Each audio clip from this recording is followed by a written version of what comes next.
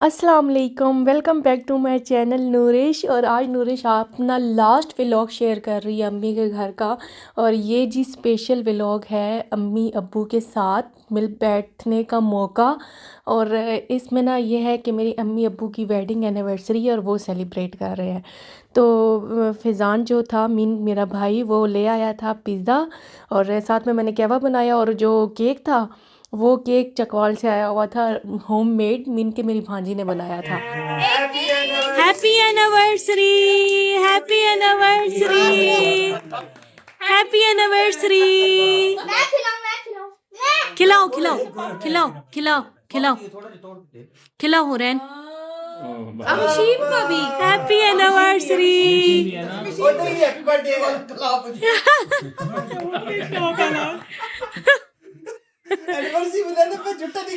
झूठा नहीं खाना। हैप्पी एनिवर्सरी अम्मी जी, अल्लाह ताला सलामत रखे, अल्लाह ताला सलामत रखे भाई, अल्लाह ताला खैर आफियत रखे।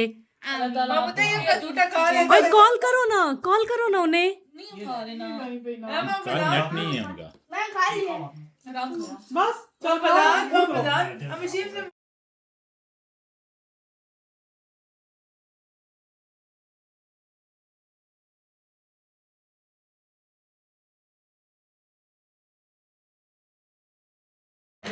अल्लाह ताला आपको जिंदगी दे, अल्लाह ताला आपको कामयाबी दे। आमीन आमीन। भाई आप तंग बैठे हुए भाई, चेयर पे बैठ जाएं, चेयर पे भाई बैठ जाएं।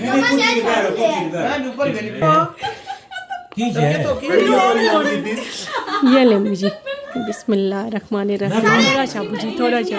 अल्लाह ताला सलामत रखे आपको, हैं? अल्लाह ताला सलामत रखे। बस अम्मी अबू की वेडिंग एनिवर्सरी सिंपल सी सेलिब्रेट की है, क्योंकि कुछ ऐसी परेशानियां होती हैं जो मैं आपके साथ नहीं शेयर कर सकती। तो कुछ ऐसी थी उलझने सी, जिनमें ये बस छोटा मोटा फंक्शन था। मीन के अम्मी अबू के साथ बैठ के मिल बैठने का मौका और एक छोटी सी खुशी। और हमेशा हम ना सेलिब्रेट, लास्ट ईयर ना सेलिब्रेट की थी, वो बड़े अच्छे शानदार तरीके से सेलिब्रेट की थी। बट ये भी बहुत होता है। और ये होता है कि हम ना अम्मी अब्बू के पास गए हुए होते हैं। ये आती है 31 दिसंबर को। 31 दिसंबर में ना ऐसे होता है कि बच्चों को छुट्टियां होती हैं, तो सारी बेटियां पहुंची भी होती हैं अम्मी के घर पे। तो हम लोग ना वेडिंग एनिवर्सरी अम्मी की सेलिब्रेट करते हैं और हमेशा ऐसे करते हैं। तो अल्लाह ताला बस मेरी अम्मी अब्बू को सलामत रखे। और ये मैं बता रही हूँ कि ये मैं अब सेकंड डे को जाना था, तो अब्बू जी ले के आए थे अखरोट और साथ में जेलीज़। और ये तो हो ही नहीं सकता कि अम्मी अब्बू के घर जाओ तो कुछ ना कुछ वो देते ही हैं, और लाजमी देते हैं। तो अम्मी अब्बू के घर से ना बड़ा एंजॉय करते हैं अम्मी अब्बू के घर का। जो माहौल होता है ना, वो कभी ना भूलने वाला। और ये लास्ट नाश्ता है जो अम्मी ने बनाया है। अम्मी ने जी स्पेशल आलू पालक वाली ना पराठे बना के दिए बेटियों को। तो अम्मी ने कहा अब लास्ट नाश्ता ना मेरे हाथ का करना। वैसे तो भाभी ने भी बना के हमें टेस्ट करवाए आलू वाले वो पराठे। तो अब लास्ट जो नाश्ता था वो अम्मी ने बना के दिया। और अम्मी का शुक्रिया कि अम्मी ने इतना हमें इतना करती हैं ना। अल्लाह ताला अम्मी को सलामत रखे। अम्मी एक्टिव है माशाल्लाह माशाल्लाह, और इतना कुछ कर देती हैं। हम अभी उठे भी नहीं होते तो अम्मी पहले सारा कुछ काम शाम करके ना बैठी हुई होती हैं। तो बस ये अभी नाश्ता वगैरह करने के बाद था कि हम लोग ना अब जा रहे थे। तो दुआ ज़रूरी होती है जब भी हम लोग निकलते हैं। ये बहुत अच्छा होता है कि आप ना दुआ करके हमेशा घर से निकला करें, बखैर आफियत के साथ सफ़र हो। अच्छा, दुआ वगैरह करने के बाद ना अच्छा ये होता है कि ये जो लास्ट पे लोग होते हैं ना अम्मी के घर का, बड़ा सैड सैड सा होता है। मुझे बस दिल नहीं कर रहा होता जाने को, लेकिन क्या करें, अब औरत ने जाना तो होता ही है। अब ची हो पी हो जाना लाजमी है उसने अपने ससुराल।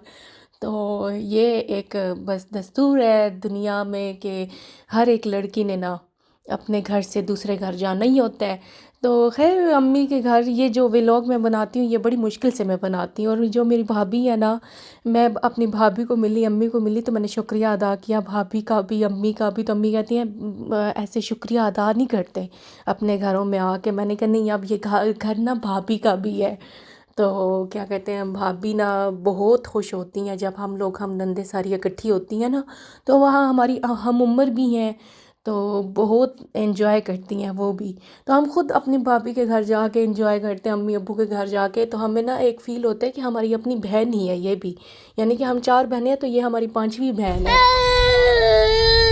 ओ हो किधर जा रही हो अब?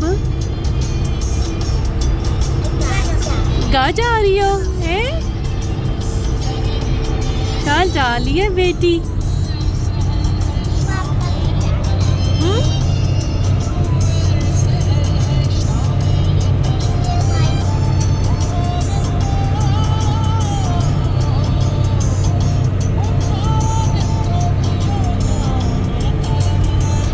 क्या हो रहा है ये? और मेरी बेटी की अटैचमेंट होती है मेरी सिस्टर के बड़े बेटे के छोटे बेटे के साथ, यानी कि कज़न जो हुए और आपस में एक दूसरे के साथ लड़ाई भी करते हैं लेकिन रह भी नहीं सकते एक दूसरे के बगैर।